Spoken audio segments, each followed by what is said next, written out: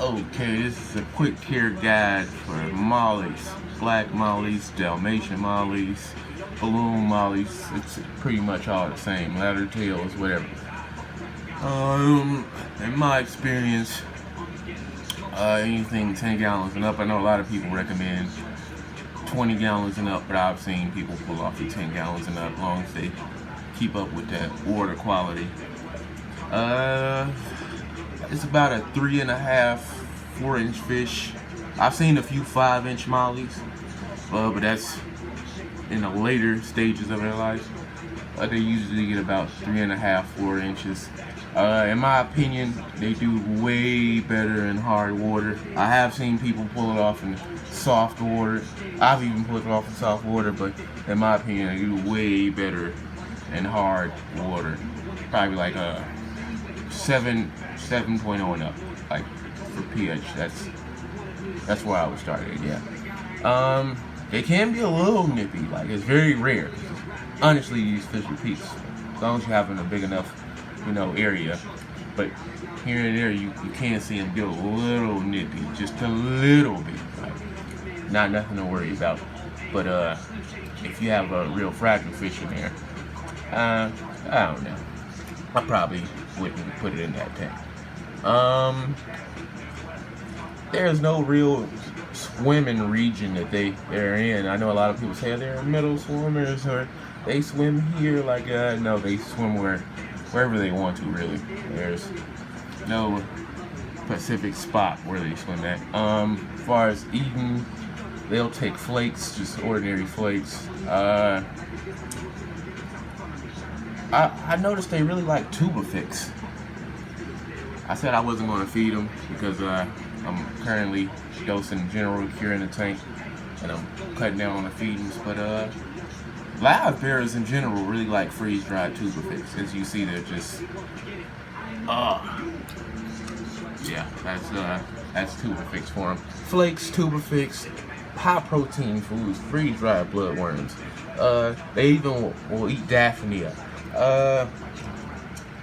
I used to just put these in all my little beta tanks, but surprisingly, mollies will tear that up too. What else do I feed my mollies? Ooh, spirulina 20. Where is it? Oh no, that's the flakes I feed. They demolish this stuff. Like they just can't get enough of that. But mainly it's tubifix. They love tubifix. I don't even see the cube. I usually put about 4 cubes in here, but I'm only gonna put 2. I just put 1, and as soon as I finish with that one, I'll feed them another. Hard water. They'll take flakes, but to me, I noticed the birth rate. They give birth around every 28, every 30 days. I noticed when they drop, they drop way more with a bigger variety of food. Meaning, when I just was feeding flakes, maybe I'd get anywhere from 6 to 20. But now I'm feeding a variety of foods. Here and there, it'll drop 30, 50, 60. And I'm not a breeder, so I just let the tank take its course. They survive, they don't. But I noticed switching up and increasing the variety of foods you feed them plays into breeding them. High protein foods. They like hard water. 3.5 to 4 inch fish. Rarely, these fish do get nippy.